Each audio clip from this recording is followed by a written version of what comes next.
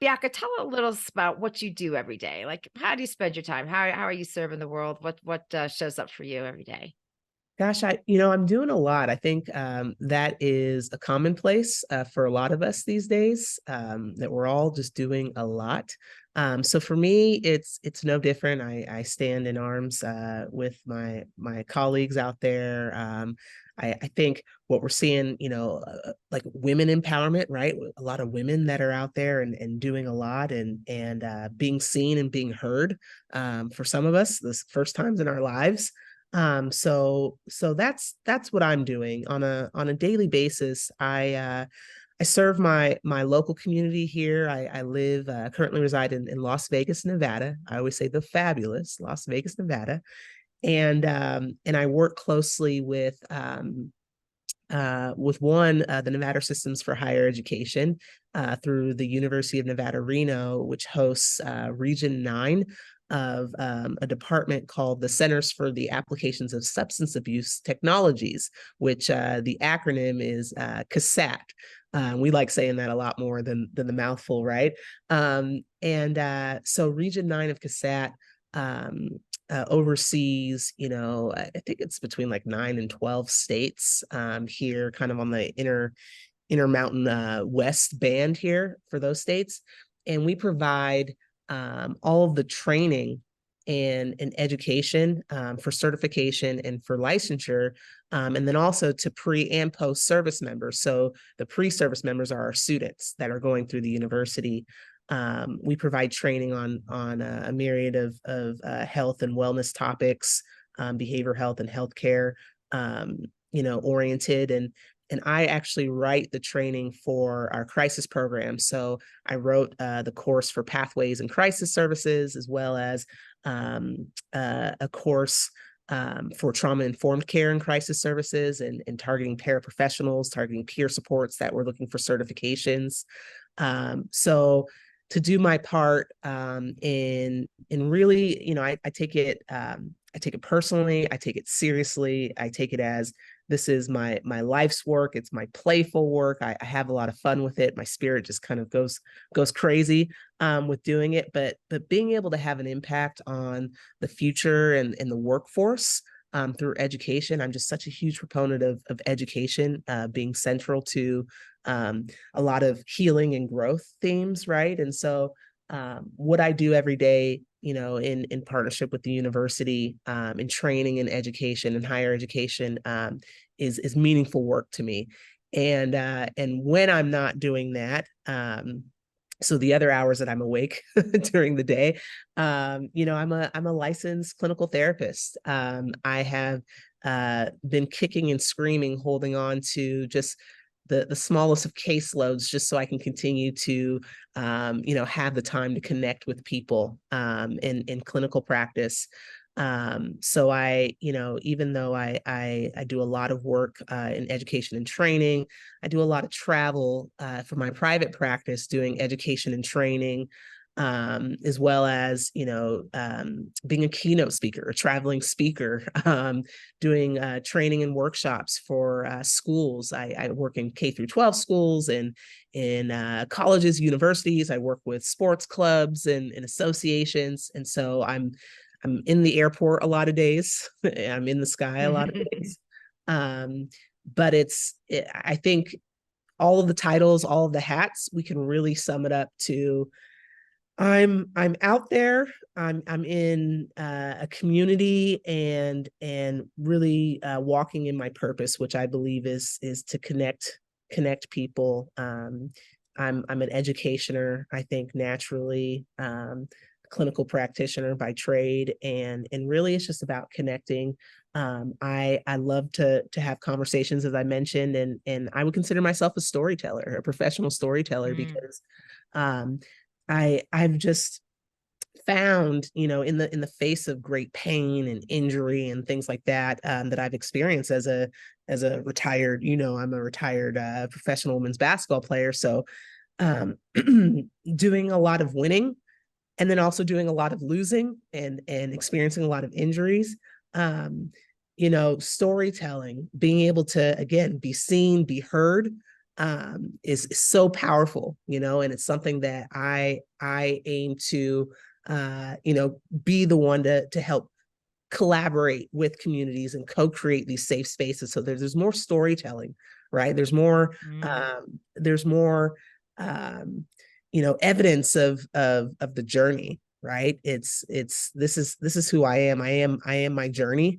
And the more that we share that, the more healing I see, that can be done. So that's what I'm doing on the day to day, Dr. Sally. I know that that's some broad And strokes, I'm but just going to say, but wait, there's more, because you haven't right. even talked about your whole solopreneur piece around your technology Yeah. Yeah. development. So just talk a little bit about what you're creating and kind of how you hope it kind of augments this vision that you have of Sure. connecting in communities as part of recovery. Sure. Yeah. And thanks for not letting me get away with that. Yeah, there's always more, right? At the beginning of the pandemic, is really when I did this pivot, and I'm going to use a lot of sports terms because that's how my brain continues to work. But I did a pivot at the beginning of the pandemic because the landscape of healthcare had changed drastically, right? When we've got healthcare and behavioral health being forced to really consider, the novel coronavirus pandemic, as kind of that primary. And so people that experienced the underlying mental health crises, right, during that period of time, um, really were further away. There were more barriers to access, to access resources.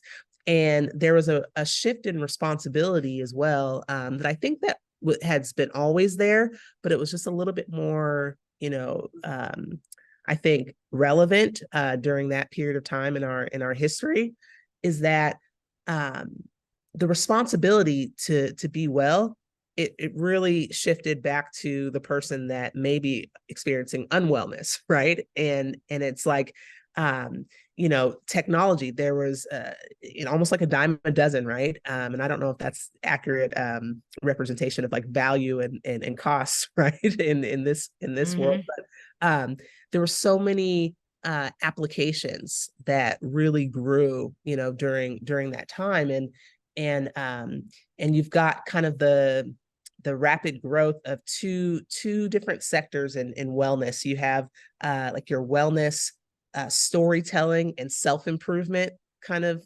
sector, right, of the digital health industry. And then you've got on the other side of that, your wellness apps, your telehealth apps, right, connecting you to these directories of service providers. So you saw massive growth in these two areas. So for me, as I'm, doing what I said that I do every day, and I'm flying all over the country, and I'm speaking, I'm training to people across the lifespan, to different workforce industries, in healthcare and sports and education, and public service, and I realized, at one point, lo and behold, I'm just one woman, right? Like I can't do all of this on my own. It's very difficult to scale an operation like that when you're just one person. And for me, I want to always give my all and then some. I'm all about making sure my cup is full so that it runneth over, and I could give to more. And I'm just, I operate in the space of gratitude that I feel like my cup is just, it's ever, I'm always filled, when I'm walking and working in this purpose. And so I'm always wanting to give so much of myself. And I couldn't do that without a relationship with technology. And so, I'm a very spiritual person in terms of purpose, within the context of purpose. Everything having it has to be meaningful. I'm a meaning junkie, if they have those. And for me, um, the purpose is, how can I give more, but also give to myself, right? And have strong boundaries with myself, have healthy regimen for self-care, also, managing my own mental health, because that's a thing, right? And that's a Right. daily thing. That's a daily thing. And so I was divinely introduced to some developers during that time, and some app developers, and we got to share stories on a podcast, much like this, this forum. And I shared my why, which I look forward to being able to share with you all as well. But I shared my why, and then the developers were like, wow, like this is really important. It's an important story to be told, and we would have never guessed, right? Because for so long, especially when we talk about mental health, we're not talking about mental health, and in so many communities and cultures, especially those that are marginalized or have been disenfranchised, there's been a such a divide, and disparities in whether it be health equity, whether it be, I mean, power, economy, all of these things that have really silenced communities of people. And again, fear, right? Fear becomes the basis for those relationships. And so oftentimes it's driven people to have conversations with themselves that can be very toxic and dangerous and scary. And fear prevents them from, or I'll say it confuses, I think, the situation, because some people don't reach out because there's we don't know how, we don't know what to say, right? There's no manual for Mm-hmm. how to have these conversations. And so during this time when I'm divinely being introduced to all of these new people, presenting new opportunities and new beginnings, beyond clinical practice and beyond borders of my local community here in Las Vegas, the state of Nevada. Technology allowed me to grow in that vision and that mission. And so together we developed a mobile health application, and that would be purpose to fill the gaps that we were seeing, in the market of applications. And like I said, we saw them on binary ends of the spectrum, looking at storytelling and self-help, or not self-help, right? And having guided interventions with a first barrier to entry with a therapist or a doctor. But for a lot of our communities, that's a large leap, right? To go from, Right. we Right. don't talk about it, we don't, we have our particular ways about addressing certain things, to, not only am I going to talk about it now, I'm going to be a great self-identifier. I'm going to be a great help seeker. I'm going to reach out Right. to a doctor or therapist. And then on top of that, there's the barriers of, will this person be a good fit, right? Right. Culturally, financially, all these things that a lot of us don't get on the first try. It takes us sometimes several months to realize this person, it may not be a good fit, you know? Um, but by then we've exhausted our finances, we've exhausted our resilience, in Mm-hmm. continuing on this process of healing and hope. Um, and so a lot of people fall through those gaps that I'm speaking of. And I wanted to create something that was for those people. I wanted to create something, an application that addresses, those barriers, but then creates a bridge, for people to have a lower barrier to entry, right? And for me, that was integrating peer supports, right? And really coming from a community approach, having, I think, that social emotional platform, and that sense of community, I think, is just so valuable, and really the bridge between those two products that I was talking about before. And so that's our unique kind of proposition, is that we're going to offer a community, along with some customized content, not just pre-recorded. Those other guys, I won't mention their names, but those other guys, like the pre-recorded kind of, this is how you meditate. We want our users to have a customized experience and be able to relate and what better way to relate than through storytelling, right? And what better way to build a community is a community of people who are thriving. It's beyond surviving, but they're thriving, and you could sense that they're thriving with all of our senses, because um, being a storyteller myself and being someone with lived experience, I could say that this is not an easy thing to just go and tell your story, right? You're witnessing the growth, the maturity, the processing, right? The inner processing, the intimate processing of what's happened in our lives. You're witnessing that in real time. And so the stories, they have their nuances. They may change. You see like these aha moments, and you're a part of that. It's a beautiful thing. And so to be able to create that, leveraging technology, that is what we consider to be technology of the future. And so I developed a mobile health application, and startup health tech company called Reach In Now. And in the mobile app, we're actually in the process of developing our version 2 of the app. We had a successful beta version that we launched a couple of years ago.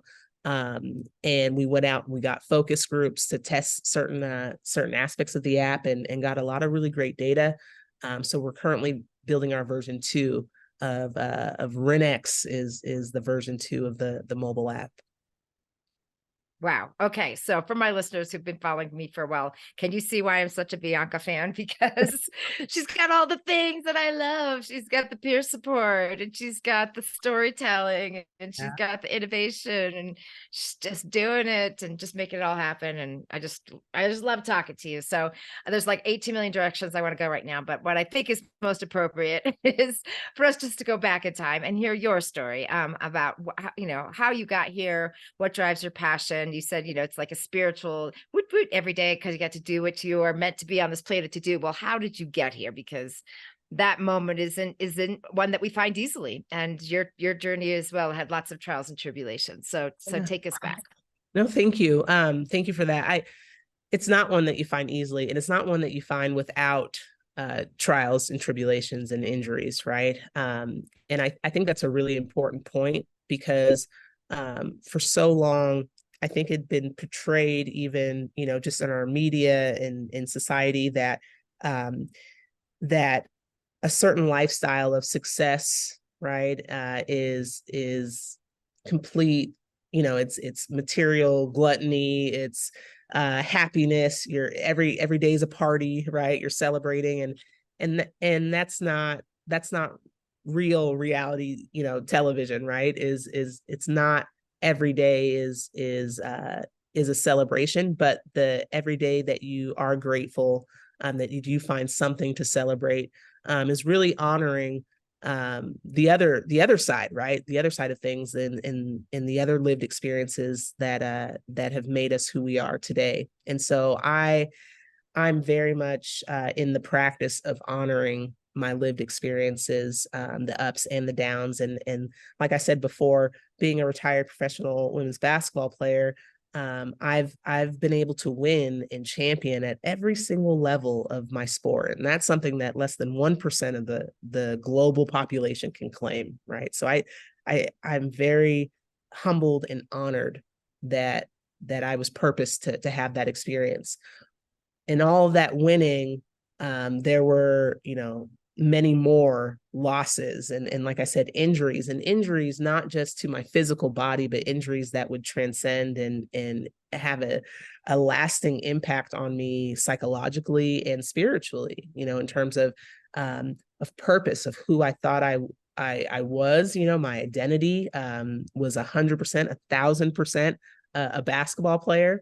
The way that I talked, the way that I approached conflict in my life. I could still call my father today on the phone, and if I'm having a problem, he'll say, "Bianca, it's fourth quarter. You're down 6 points. What are you gonna do?" It's that was and continues to be such a big part of my identity. And so when I talk about my passion and my why for doing what I do, it really goes to the journey of all the identity shaping and reshaping I've done And I had to do as a young person, right? Before I really had the life experience in terms of age to really be able to process a lot of things. So there's a lot of, misunderstanding. There's a lot of meanings that I assigned to different circumstances and things that were completely wrong, right? And took me down a path where I'm like, gosh, I wouldn't have gone through all that had I known, right? Hindsight is 2020. So so for me, being a young person when I How old were experienced, you when you were kind of in the throes of this challenge? well, I was going to mention that being an athlete, an elite athlete, I was literally like a child, which Mhm. we see a lot now, with our children that are participating in sports. They're held to a standard, or there's this expectation to train and to train for championship. Um, we've got 5 and 6 year olds out there, like worried about nutrition, worried about, all sorts of things, right? Like all these adult things, in order to be eligible to compete in their sport, to be seen and to be heard by coaches and programs. And so it's even younger than I was, when I was feeling all these pressures and experiencing mental health challenges. For me, I am also a survivor of childhood sexual abuse. And so I was experiencing several of what we would consider now the adverse childhood experiences, right? Just from, having generational trauma in my family, coming from a family of service people, right? In the communities, first responders, healthcare, education, all cultures within the community um, that kind of hold this a similar standard, right? Like when you think about military and healthcare and even sports, right? Being elite athletes in sports, there's cultural rules that are parallel, I think, in many different communities. um I talk a lot about the integrity, right? Above all else, and integrity being defined by how well and how much we're willing to endure, right? And kind of just lace up the bootstraps, lace up the sneakers and push through, play through. Mhm. um, it's how much we're able to endure with little to no help from anybody else. That's really what our it's an individualistic culture, right? And that's the Right. culture we live in. For me as an athlete, that was absolutely the culture. It was, I recall my strength and conditioning coaches asking me, McCall, are you hurt or are you injured? And that question, it was, if you're hurt, then you're expected to play through that, to no matter what's going on. We're trained to disassociate, which is to Mhm. separate from all of the warning signs that my physical body is giving me, that hey, this is dangerous. I might become injured if I continue. We're trained, as elite athletes, and in a lot of the cultures and communities that I named, are also trained to disassociate from all those warning signs that there's danger, so that we are Mhm. able to just continue to push through, right? We're able to make that concerted effort and choice that we are going to serve at the sacrifice of ourselves if need be. And so there's that, I talk a lot about this too. There's this willingness to die, right? That we're being trained to do, whether it be die for our Mhm. country, die for our families, die for a child, or my child, my younger person, die for to create for hope, right? To create a better situation. So I was being trained and groomed at such a young age, as early as I could remember. I could pick up a basketball, to be willing to sacrifice myself for a greater good, whether it's the name on the jersey, the name in the gym, on the buildings. I was trained to disassociate and to be willing to die, very early age. And so my value, my whole concept of self-worth right? My beliefs about who I was and what I could achieve and what I couldn't. I always joke and say it was a little bit delusional, but we had to be, to be a championship athlete. You had to, if you didn't think that you were the best person in your arena of play, once you walked onto the court or onto the field, then you were not a champion. You could never be a champion. And so we have to be a bit delusional, right? Because of course there's going to be people that are I won't even admit it, Dr. Sally. I'm not even going to say that there's people better than me, but that's not something that I could think, right? And so you're disassociated and you're operating, almost like you're dependent on this level of arousal, right? And to motivate you to compete at a championship level where you're ignoring all warning signs from your body and from, everything, your mind.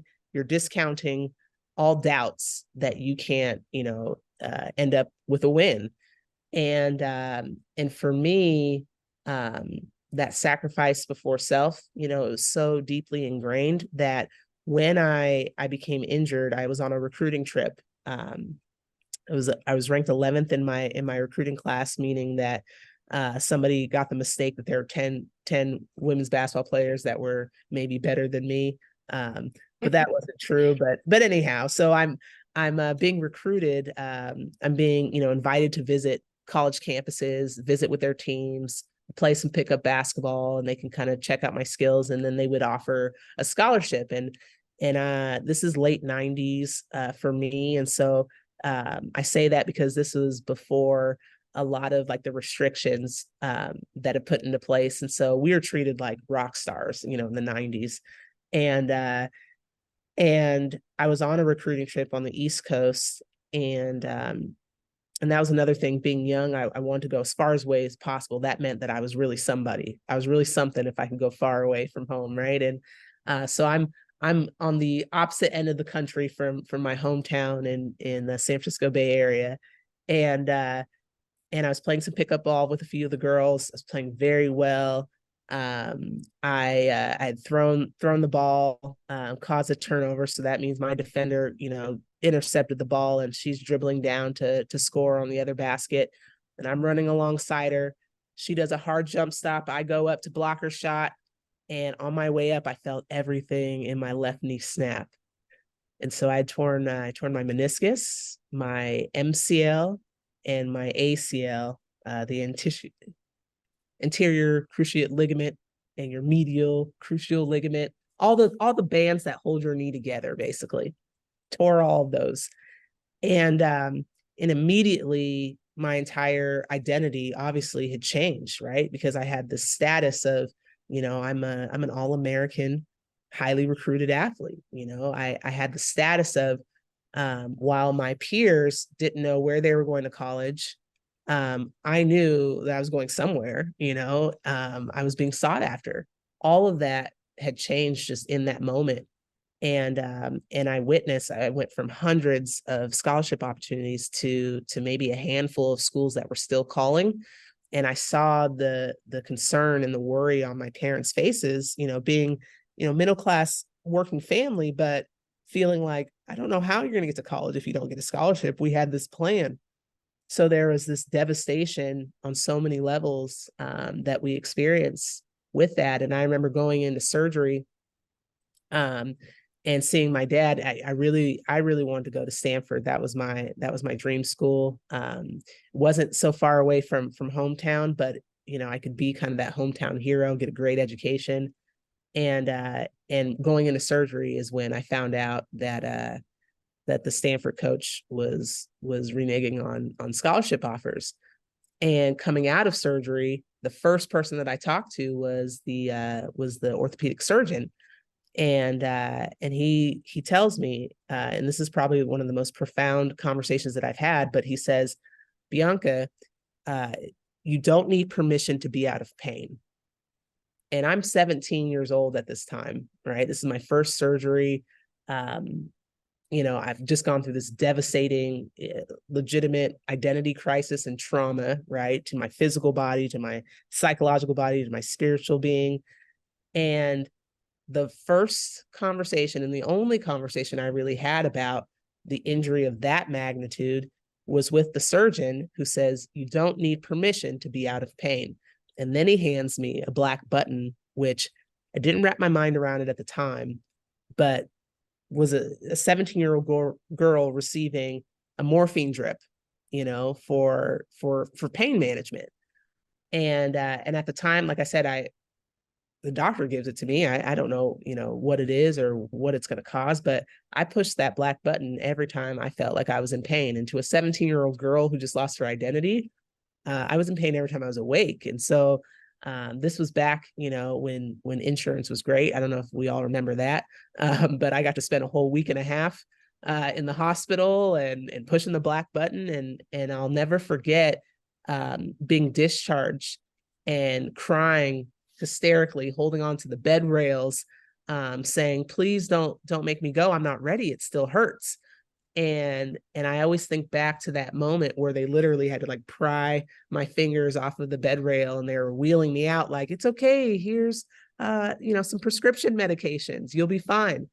I didn't realize it then, and because there were no conversations even, but I was going through a chemical dependency, right? I was going through chemical withdrawal from injecting a narcotic into my 17-year-old body, for the first time. And I didn't know any of that. And so the anxiety and the depression, the fears about my place in this world, if I'm lovable, all these things, if I don't perform, all of that was intensified, after this experience with the medications.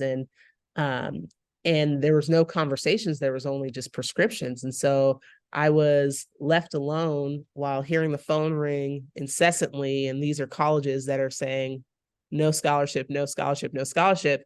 And I was taking the pills very much as I was abusing the morphine in the hospital. And 2 weeks after my surgery, I ended up back in the hospital from an overdose. And I had overdosed on the medication, woke up 2 days later. And remember how I told you my parents are service members, right? So my father, 30 plus years of service in corrections and juvenile corrections. My mother, 30 plus years retired from serving at the hospital as a nurse. And so I woke up 2 days later in the hospital that my mother has worked in, right, for all these years. And I see her face, and she's mouthing like, "I'm going to kill you when we get home." Oh, no. Because of the shame and the embarrassment, right? And my father, I just remember his affect, devastated. My parents thought that I had lost my mind. That was the interpretation, because culturally, and from our community and our culture and Black culture, anything that had to do with this was looked at, as being shameful. So I'm 17, I'm reshaping my identity because I've lost it, and I'm reshaping my identity in adopting, these really intense and uncomfortable feelings of, I'm bringing shame to my family. I'm crazy. I've lost my mind. And then the doctor, this is a new doctor, who I knew for about 7 minutes of my life, says, "Bianca, we think from your suicide attempt that you're experiencing something called bipolar disorder." So I adopted these things. I didn't know what any of these things meant. I never heard of suicide outside of running, a running drill in basketball. Right. And bipolar, again, this is late 90s, early 2000s, hadn't heard of what bipolar was. I just thought crazy, and I that was a huge trauma to me, just even going through the system and getting these diagnoses, because to me, that's my new identity, right? And now I need to live up to that without basketball. And so I entered into the NC2A, the National College Athletic Association, which is a multi-billion-dollar industry today, and it was then. And that was my first real job, right? Because I was an employee of the NC2A, getting a scholarship, playing basketball. I was obligated to, no matter what I was going through, outside of my physical ability to play basketball, it didn't matter. That was the messaging to a 17, now 18-year-old, is that it doesn't matter what you're going through. McCall, are you hurt or are you injured? If you're hurt, you play through. If you're injured, then we extract you, we isolate you, we rehab you, and then we throw you back into the system that has already adapted and moved on, identifying you as injured, right? Systems don't adapt and move on in recovery minus the person, right? Or the injury. And this is true across the board in our medical model, everything, right? But this is how we traditionally treat illness or injury across the board: is we extract, we isolate, we treat, rehab, patch back up, and then we throw back into a body that has adapted to the injury. So same success metrics, with that. My mental health was significantly challenged, in my early years in college. And then about halfway through season, I walked into practice facility and I learned that my teammate has died by suicide. And Dr. Sally, I tell this story. This is my story, right? This is my journey. I tell it all the time. But every time I feel it as though it's that moment, that day, and I'm much older now than I was at this time, but I experience a survivor's remorse that it's very hard to explain, because people expect me to feel this remorse or this sadness because there was a loss of life, there was a friendship, that was a teammate, that was a sisterhood. But I also, as a young person, and like I said, with all the misunderstandings and the ways that I assign meaning to different things, I also experienced that loss as I'm not even good enough, to be here, right? Like I've had thoughts of wanting to end my life. I've been challenged for the last few years. I overdosed on medications. I brought shame to my family, all of these things. So there was a survivor's remorse of God. Why would you take somebody who I thought was an amazing person? She was smart, she was talented with basketball, her family, which I got a chance to meet, great family. So I was very confused. And that's what I mean about just kind of that point of confusion. I was confused on whether or not I was even good enough to be here, whether or not I was good enough to not be here. I just went through this intense survivor's remorse that nobody had the words to join me in a conversation about. I was coached very well, and I was told, just do your job, just play basketball. Like, we're paying for you to be here, so just play basketball. And so I did that. I did exactly that, Dr. Sally. I played some great basketball. I had an amazing career. I was fortunate enough to be invited to play in Italy. And I recall, and I told this story in my most recent TEDx talk, but I recall the last game that I played in Italy when I knew it was time to retire, is because I had a fleeting thought of not necessarily wanting to end my life, but understanding how close I was to that space.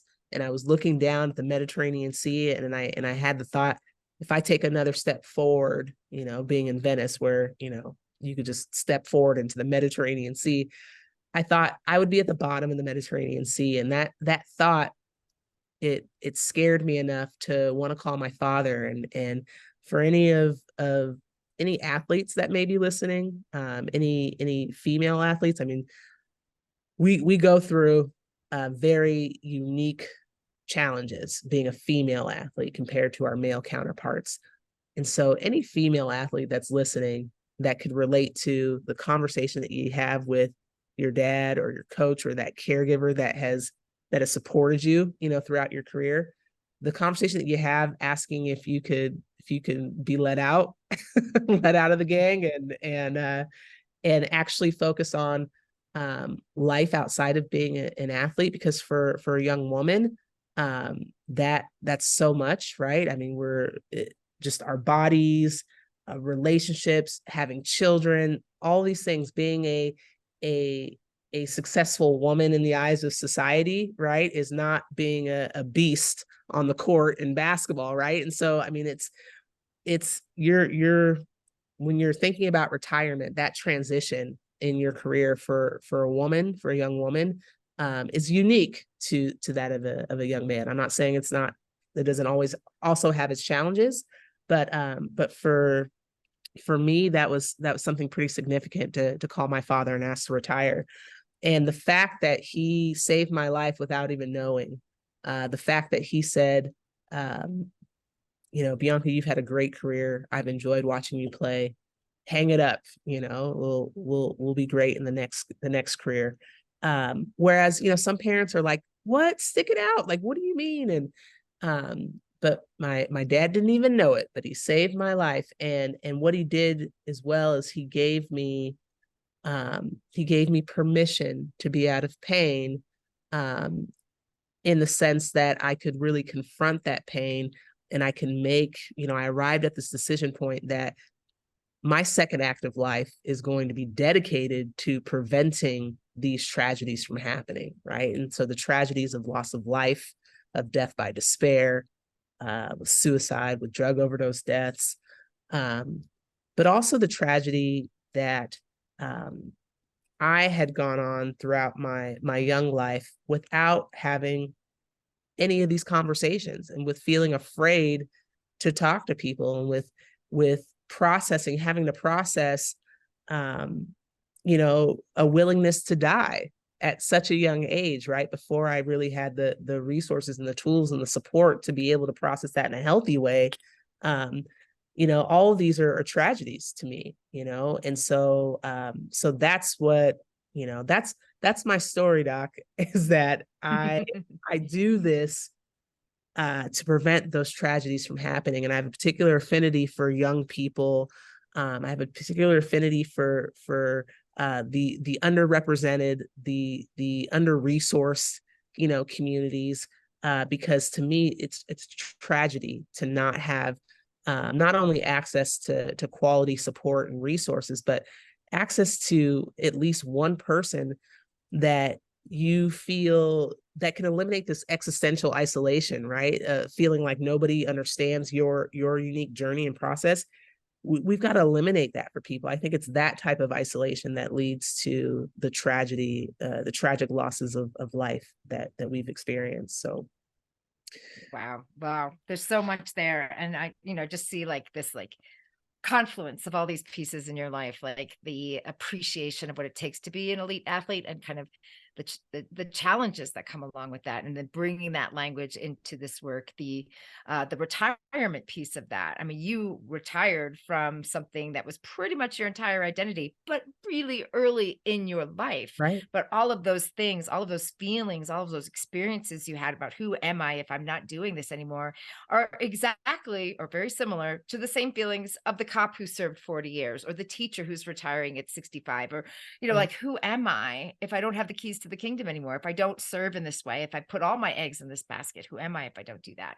Yeah. All of this piece about feeling, so isolated, as an elite athlete woman, like had no peers to talk about this kind of thing with, and all of that coming together in this moment in your life where you are helping find solutions, and helping find solutions through technology. In part, Yeah. you do a lot, but we're going to focus on the technology piece of this, because the technology holds so many opportunities, and yet in so many ways has failed our expectations about really what's needed in this space. And you finding kind of that middle ground, answering all of these little pieces that you've pulled together from your own experience. Just freaking brilliant, Bianca. Just awesome. Thank- So, the other thing that you did at this turning point, if I'm not mistaken, right, is you went back to get a degree, right, in counseling, and to learn more about this space. And you learned in that next chapter a lot of some of the theories and science around not only what helps individuals thrive, but helps individuals inside of communities thrive. Could you just share a couple of those insights for us about what you learned in that next chapter from the science that you were being taught and things that you've learned on as you've gone forward today? And this is a great part of the journey as well. It's actually a lot of fun stories, and a fun story that I won't tell today, but maybe I'll come back and tell you. But I ended up in Las Vegas, Nevada, out of all places, right? I know. Not what I usually think top of mind is wellness center of the earth. No. Right, right. But gosh, the amazing thing about Las Vegas is that so many people come here from all over the world. And so your experiences, with different types of people that have different walks of life, you could become very cultured very quickly, like in a weekend, a short weekend. If you can remember everything that's gone on, you could be very cultured very quickly. And what I noticed too here is that everybody has a spiritual, quote unquote, spiritual experience coming to Vegas, because everybody's confronted with the decision point to either be creative or destructive, right? And in a place like Vegas, like none other in the world, provides you with all of the means to be either one. You could be creative or destructive, and you could interchange, those binaries with whatever words you want, right? It's the Sin City, so like light, dark, whatever. Like you have a decision point to go down either path, and you have the means to be able to do it. And for me, I was very fortunate. Again, I related to the support of my peers and my family. These spaces that we've been able to co-create, where we have these types of conversations. I attributed my success in choosing to be creative to that. That's how powerful, that's how important conversations are, right? And conversations, knowing about every part of communication and conversations, that has been something that I was already focused on with my education in my undergrad, being a communications and humanities minor and major. I was already just really into how can we leverage communication to heal and to live well. And then when I did move to Las Vegas, I continued my education at university and got a master's in marriage, family, and child counseling. And really, what I take some of the most like profound lectures that I've sat through. One was talking about the dysfunctional roles of in families where there's abuse and addiction, and learning about roles like codependency, and learning about scapegoat and hero and the mascot, the lost child. I was like, oh my gosh, like, and I just started, I think I did what we all do, right? We start self-diagnosing when we're in our courses. But I was just like, oh my gosh, I've been the scapegoat, I've been the hero, I've played all of these roles. And once I was able to relate to the material and see myself, in these, and identify some patterns that I was coming into my course of study with, that was so exciting to me to get to know myself. And I never understood, right? Like when I was going through mental health challenges, I never understood, and I was also bordering like just super irritated and annoyed when people would tell me, well, Bianca, what would you tell a client in this situation? Or Bianca, it's all about self-care and it's about self-love, and you just have to love yourself, and you have to. And I'd be irritated and annoyed because I'd say, first of all, don't pull that, what would I tell my client, in this situation? Like, don't do me like that. And then number two, um, when it comes to, I don't know, when it comes to talking to yourself, or that conversation with yourself, I feel like that's one that that nobody has supplied. Like we haven't supplied any education or formal training for that, right? um, we just kind of force, we're forced into those situations with ourselves, like life, our relationships with the world kind of force us to have these conversations in our head. And I think about, there's a 90s television series, Ally McBeal. And I remember with Ally McBeal, she had all these conversations, right? And kind of all these like these cutoffs to the conversation she was having with herself in her own head. And in that series, it was wildly successful because it actually illustrated what we all do, right? We all say things to ourselves, or comment on situations that we wouldn't dare share with another person, even if we did have a therapist, or even if we did have a doctor, or for some of us that have like faith-based organizations, or clergy, or members of different organizations that we can talk to, we still wouldn't tell them certain things. There's still some conversations that we hold very private within ourselves. And those are the ones that can be very scary and toxic and dangerous, because some of us tell ourselves, some awful things. And I am one of those people where I'm in recovery from it. But, especially growing up an athlete and growing up in a family, where it's integrity in everything, it's excellence in everything, it's service before self. Anytime that I felt like I couldn't perform, or I couldn't perform well enough, I immediately, assign that to my value and self-worth, right? And when we talk about, the science in that, we have to talk about Dr. Bandura and self-efficacy, right? And how our beliefs about ourselves, our beliefs about the world and about the relationship, they form kind of like the premises of what we can accomplish, what we can achieve. If we believe, therefore we are, or we don't see things as they are, we see them as we are.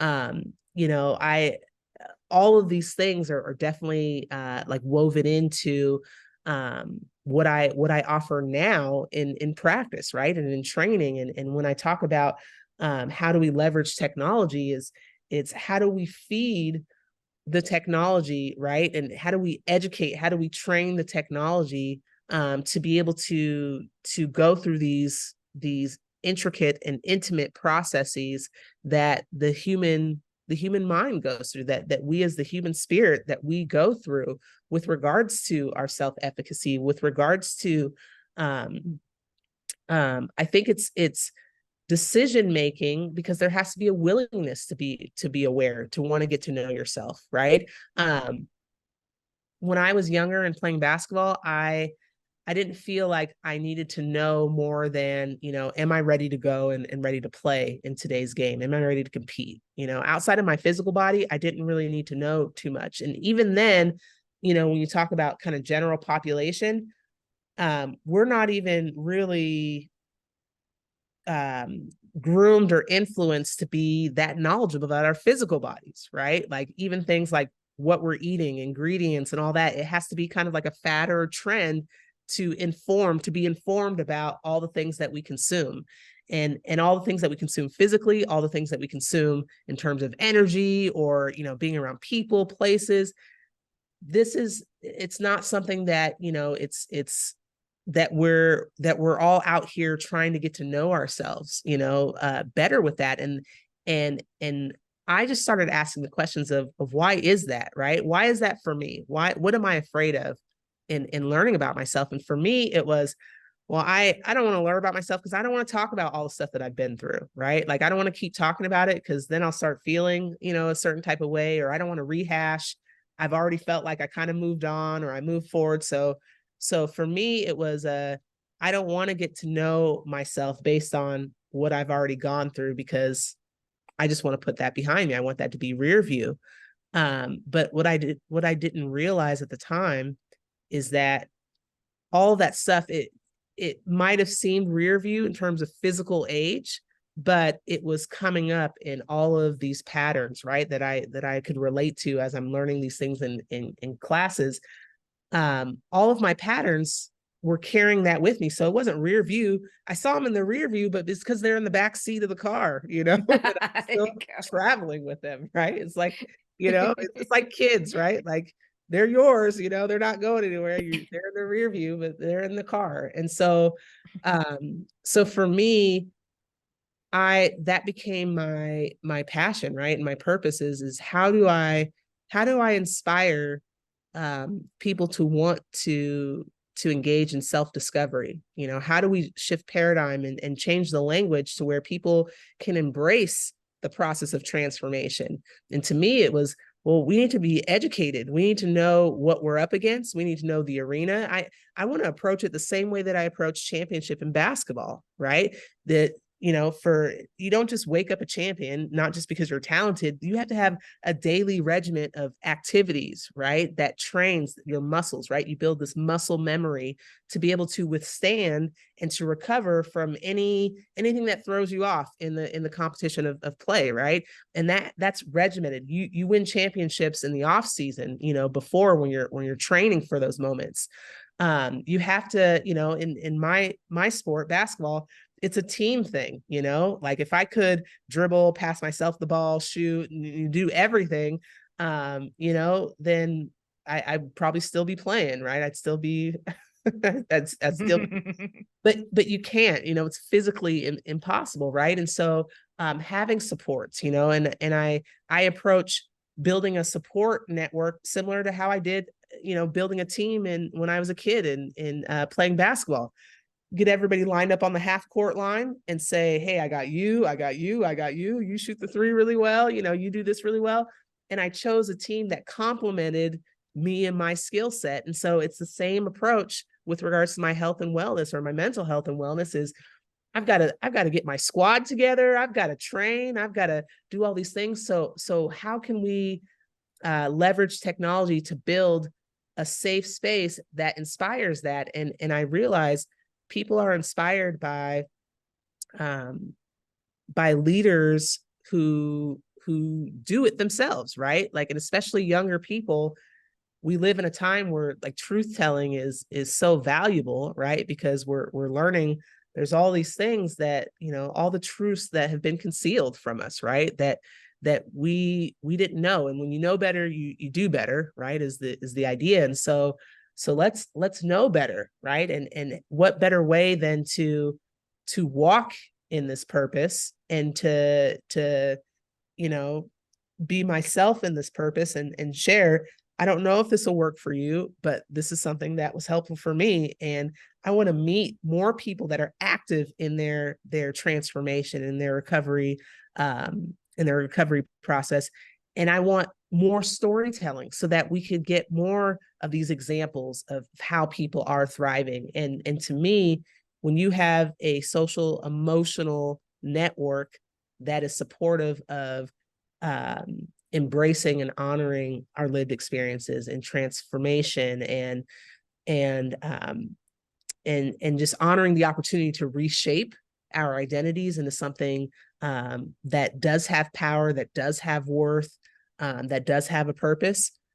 Gosh, if we have a community of that, to me, that's healing the world, and that's the antithesis, unfortunately, the antithesis of what is available, on social networks right now. So that became the lab work, is how can we leverage technology to be the antithesis of social network?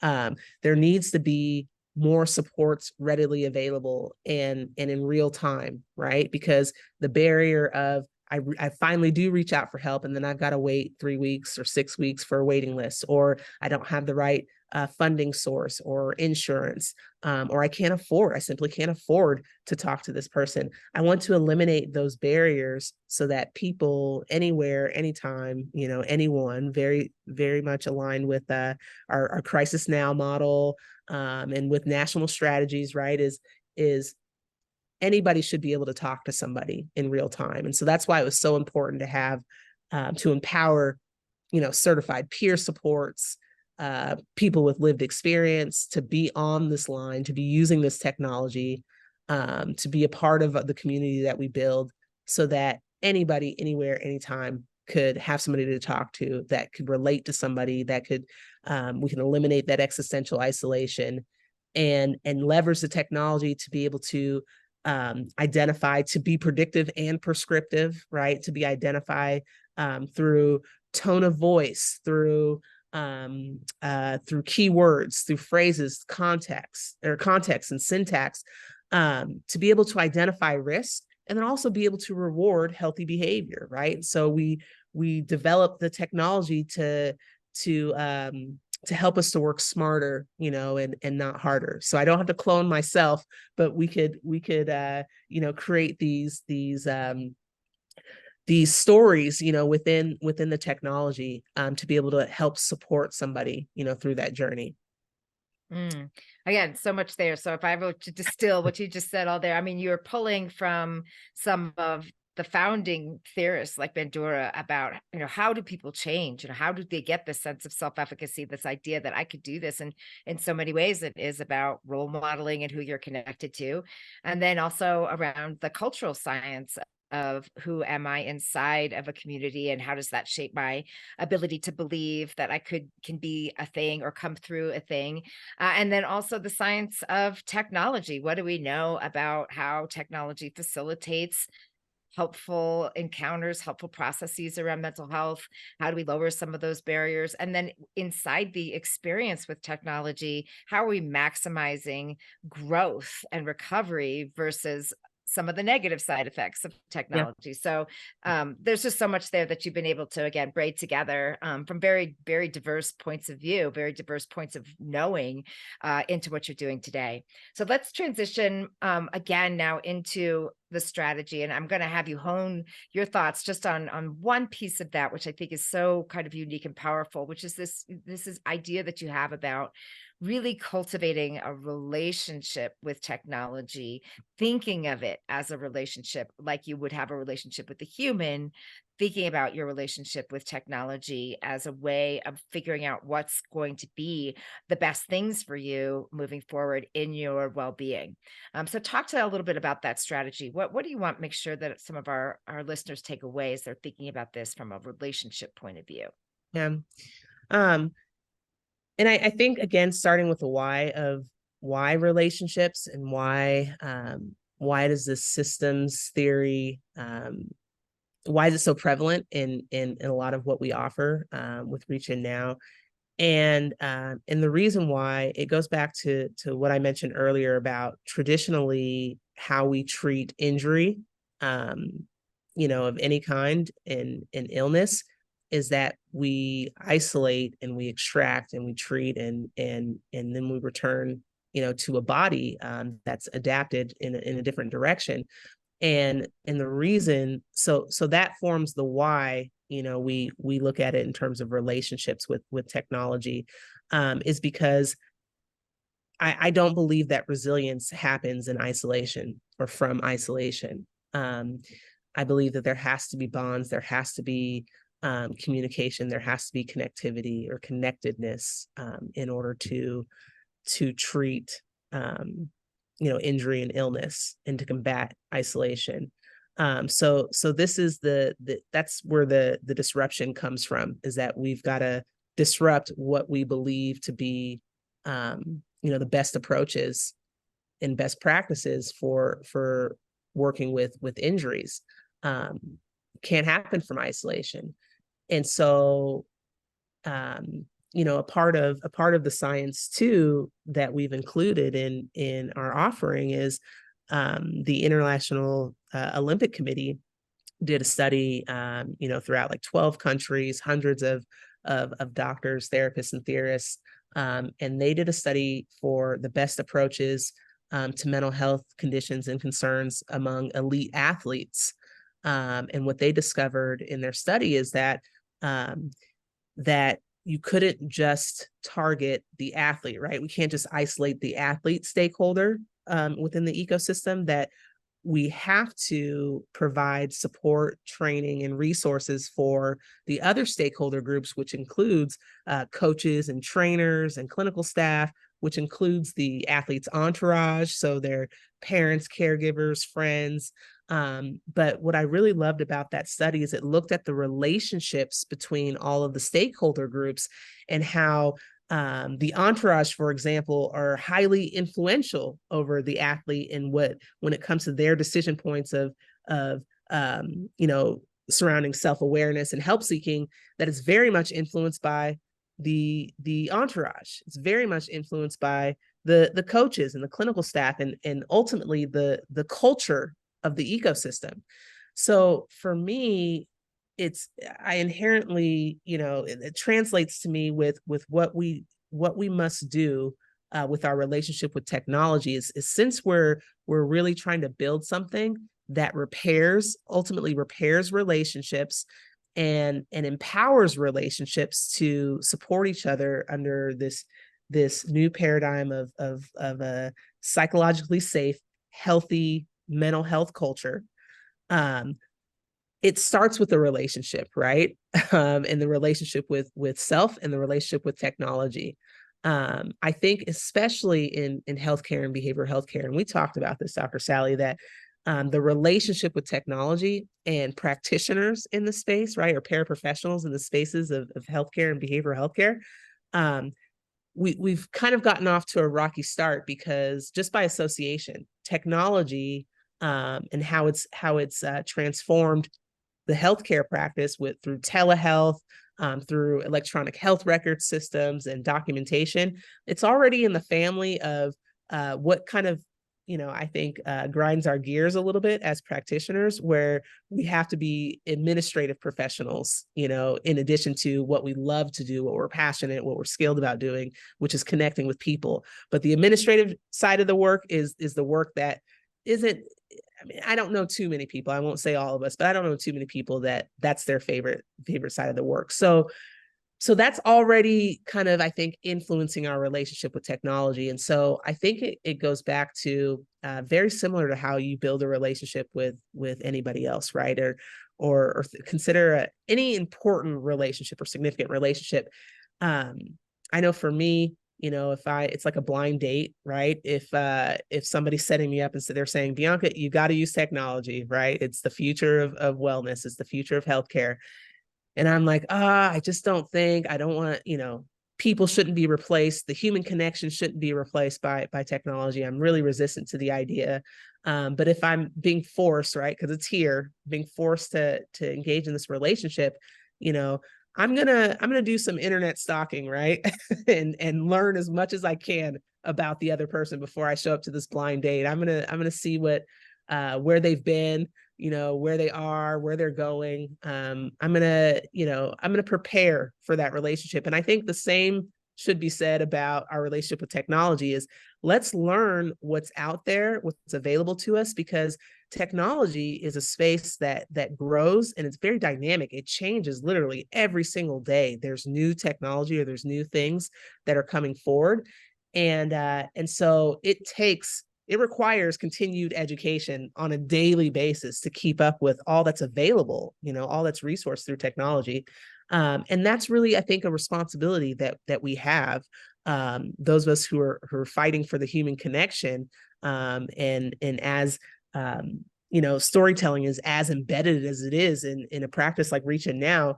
I took it on as a responsibility to get to know technology and what's out there. And the great thing about it is that there's a lot of literature. There's a lot of conferences and things that have carved out space to talk about technology and talk about what's out there in terms of resources and supports. And there's I think a lot of nonprofit organizations as well that have really funded digital health solutions, providing applications and things like that, and content and resources to reach especially marginalized communities that traditional healthcare and behavioral health approach it has not produced successful outcomes. So that education, that discovery piece, I think it's a responsibility, just to kind of put it put it simply. I think it's our responsibility to inform ourselves about what's out there. I think there's also an openness to finding your niche within technology, right? Like technology is so broad. And it's not just, again, if we escape these binary, these binary thoughts that something just is or it isn't, all technology isn't just AI, right? Artificial intelligence. It's not, all technology is not just to replace people, right? There are some management systems, that have been developed, some systems or technology that's been developed to handle administrative responsibilities, right? To be kind of that assistant, so that practitioners can focus more on the actual practice, that they're skilled at. And so there's different types of technology, and you may find yourself, having a better fit, if you will, with a certain lane of technology. And so I think that there's just so much opportunity, right? To augment, our services and our offerings, to empower communities, right? To empower, I think it's important to empower the self-guided interventions as well, right? So that there's not such a bottleneck, when it comes to, having to wait 6 weeks to talk to a clinical provider, or there's not a bottleneck in our crisis systems, our emergency departments. It's, if people are empowered, to be self-guided, then I think it stays true to, all cultures, whether it's individualistic or maybe it's a community or collectivist culture, to where, hey, we're only as strong, our community is only as strong as kind of our less informed, community members. And so let's everybody get informed so we can build stronger communities from there. I'm just a huge proponent and a believer that if we all take responsibility for our individual relationships with technology and education and information about technology, and find where our niche is, I believe that will have an immediate impact on what we're able to do as a community.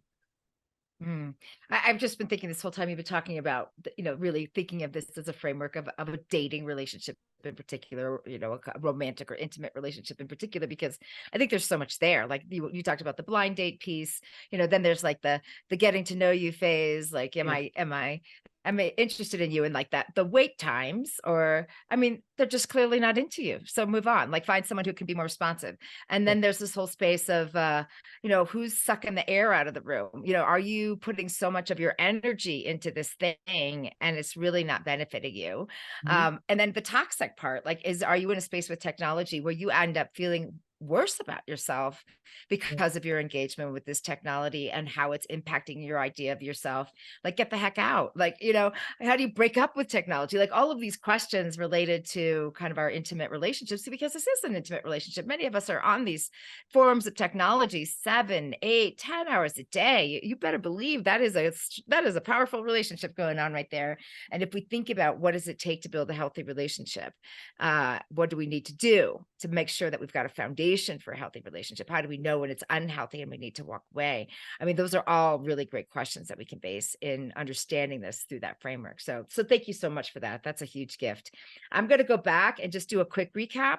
Mhm. And then I'm going to come back to you for some final thoughts. Mhm. So be thinking about kind of what, particularly around this conversation around technology, helping around mental health in community, especially for maybe some of the communities that have been falling through the cracks. So we've been talking today with Bianca McCall. She is a retired professional athlete who at a very young age experienced some pretty significant despair related to changes in identity, getting prescriptions of opiate-based pain medication that were healing or addressing, I guess, not only pain from injury, but also emotional pain. And then really having these kind of aha experiences in her young adult life about, how are those lessons that I've learned at such a young age transitioning me now to serve my community better? And if you have been listening, she's doing this in a number of different ways and educating a lot of different groups. But, most importantly, I think from what I was hearing, emerging leaders, people emerging into thinking about who they are and who they want to be in their lives. And then also serving in this very specific way of finding gap filling technology that builds healthy communities communities, healthy peer structure, that's, maybe beyond self-help, but also different from professional medically oriented or professional mental health services. That is really helping build community for people from a peer lens and a lived experience and storytelling lens to help them find ways into recovery. So there's just so much there to unpack. So Bianca, what are some final thoughts that you want to make sure that our listeners leave with? I think something that's profoundly stated, in all that you just shared, is that wholeness is a requirement of wellness, right? I think if nothing else, that, resilience, healing, health, it cannot be achieved in isolation or from isolation. And really it's a wholeness within self, right? And that takes self-discovery. um so we have to know ourselves so that we can nurture all of ourselves, because we're all performing in different roles. You may not have ever performed in sports or as a clinical practitioner or anything like that, but we all perform several roles in our lives, and our mental health and well-being is very much aligned with our perception of how we are performing in those said roles. So that self-discovery piece is just so important. I can't speak to that enough. So that we know who we are, we can recognize, we can honor, we can embrace where we are, whether it be on a stage of a mental health continuum, or where we are in our lives in terms of transformation. I always like to give the example of the caterpillar in transformation, because we all know, a caterpillar goes into a cocoon and then emerges a beautiful butterfly, right? But what we haven't talked about as much is what the caterpillar is going through during transformation, and the breakdown, the destruction, really, that's going on in the cocoon, that's necessary, right? That's required for wholeness and to emerge as this beautiful fluttering being. So those are the key takeaways for me, Dr. Sally, is that that understanding that wholeness is a requirement for wellness, connectedness, connectiveness are required for resilience, and so there's also a personal responsibility. It's not just about somebody else providing something or offering something that's a cure or that will help in a situation, but there's a personal responsibility taking when you talk about self-discovery, because we know the conversations that we're having with ourselves, right? And there's a personal responsibility to have courageous conversations with other people, and that's being an active listener and reaching a mutual point of understanding that we all have our unique lived experiences that help shape who we see or who we introduce to each other today, and to connect and to create those safe spaces. There's a personal responsibility, and there's also personal fulfillment. I think that's the experience of health and wholeness, is fulfilling. That's the purpose piece, right? So I really Wow. appreciate you allowing me to come on today and share that with you all. This has been so great. If people want to connect with you, where's the best way for them to find you? You got a QR code there behind you for those of you who are seeing on the video, but people mostly are listening. So what's the best way for them to connect with you? Yeah. So the philosophy, the brand, the movement, the product offering of the app, it's called Reach In Now. And it's basically, we arrived at Reach In Now because I'm just really tired of waiting for people to reach out, right? Having all the responsibility on people that are afflicted to reach out in a time of need.